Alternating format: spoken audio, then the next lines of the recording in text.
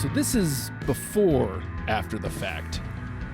Let's just make it really, really confusing in here. But on the episode, we were doing the Thrice episode, and Christina, you mentioned that you had a friendship form. Basically, one of your strongest friendships was based around Thrice, both of your love for Thrice. So I was wondering, like, if there was something that happened specifically that bonded you guys together about Thrice, or was it just love for the band? Well, it's a funny story how it started because we were both in middle school, probably. I was maybe 14. I was probably 13. He was 15. And we were at this church conference. And he was from the town I live in now, and I lived 200 miles west. So we were at this conference, and we had to pair up with someone we did not know and sit down across from them and stare in their eyes for 2 minutes without saying anything. Oh. Like, we didn't even know each other's names. And he was wearing an August Burns Red t-shirt. Yes. Yeah.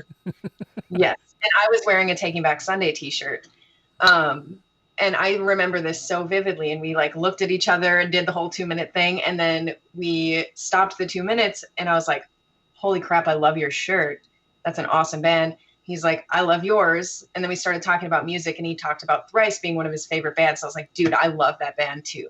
And that was kind of one of those common grounds we had. And we talked about that band. And this is like, how old am I now? Like 13 years ago, I want to say. And so it was when their earlier records were out. It was, I want to say, right before album number 4 came out, if I'm correct. But, and we just bonded over the fact that we just loved this band and we loved August Burns Red and loved Taking Back Sunday, and then went down the list of all these other bands that we just jived over. And now that's pretty much all we talk about with each other. And he moved to Minneapolis and I don't see him very often anymore, but I was at a Shaky Graves, Dr. Dog outdoor festival at a brewery there and had no idea he'd be there. And I turned around and there he was. And we were just like at this exact same event in a totally different city from where we lived. Like where he lived, but I didn't know he'd be there. And we just bonded over the fact that we were both into those bands too. So I've never met somebody that just jives with music the same way I do. And that's just what our friendship's been based off now for like 13 years. It's been awesome. Wow. I wonder though, Evan, do you have a similar band that you have that kind of friendship built on your love for a band? I mean, yeah, kind of. Thrice, like I mentioned before, this isn't specifically Thrice related, but you'll see where I'm going with it. I mentioned Chris, my buddy Chris, former guitar player in one of my bands. Very much got me into Thrice. Said that earlier in the show, Deprogrammed. And once he introduced me, he's the one that really got me not only into Thrice, but into a genre of music I was really kind of unaware of at the time, right? I was very much the alt rock, radio friendly metal, if you will, kind of guy. Gotcha. And he got me more into the, I guess you could say, what they call metalcore, for lack of a better term, type of music, which is now like my main genre of music I listen to now because I love it. I live for it. So we bonded over not just Thrice and listening to Thrice talk about that, but it also led into other bands like Norma Jean, right? Which I was on the Deprogram episode for that. And we would just sit there and just, listen to music. We'd always hang out, drive over band practice, go to Denny's, drink coffee till 3 a.m. talking about music and bands and all this stuff. That's what you do in Hampton Roads. That's right. If you didn't know, when you're an adolescent. Waffle House.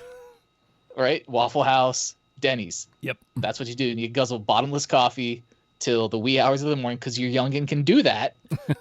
Couldn't do that anymore. And and we just talk about music and we talk about this particular riff that he's working on that was inspired by this song of Thrice or this song by Norma Jean, things like that. And we've, even though now I'm a dad, married, has a kid, married, life changes happen. Life happens. We don't stay in contact as often, but when we do, it's always like, oh, dude, you check out this band in that same metalcore genre. Have you heard this new album from August Burns Red? Or, or Norma Jean. They just came out with another new album actually pretty recently. And so we always have that bond of like metalcore music and ultimate riffage, right? Like that is what we discuss. That's what we talk about anytime we get together. Aside from now, it's sprinkled in there with like, oh, how's your kid doing? You know? Yeah. But then it's like, oh, dude, check this out or check that out. So I would say that. And Jonathan, to another point, who's also been on the show, also another guitar player in one of my bands, and with Justin and I's band actually, yes. Stale, and Jonathan and I. That's I mean, even to this day, we'll just send a random text message. I sent him one this week for this band called Darko. No, probably most of you probably haven't heard of them. It is the most brutal stuff I've ever listened to in my life. I'm like, dude, you gotta check this out. This is like, I seriously had trouble breathing after listening to it because it didn't let up.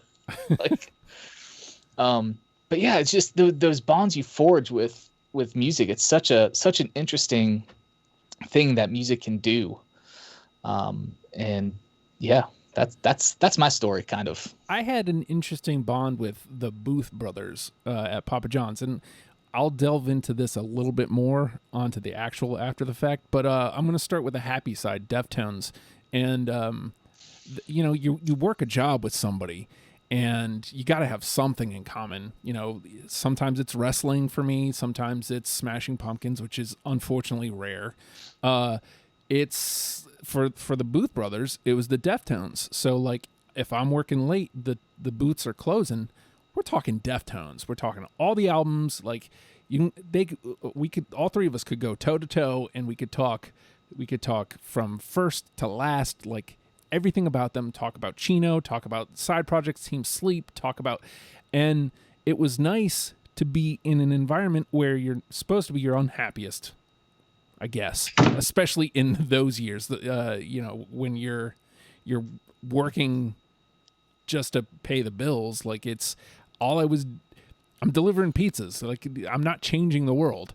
But I had two friends who I could talk to about the Deftones. So it was, if you got to do it, might as well have fun doing it, right? So I mentioned this already, but if you want to get in and listen to the rest of this conversation, where this conversation goes, patreon.com/ohhijustin.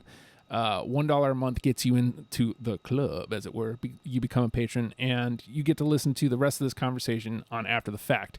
You dig Thrice and everything they were talking about from Thrice, go check out the Deprogrammed. Check us out we're on all the podcasts, Google Podcasts, Apple Podcasts, Spotify, wherever you listen to podcasts. Give it a download, rate, subscribe, do all that.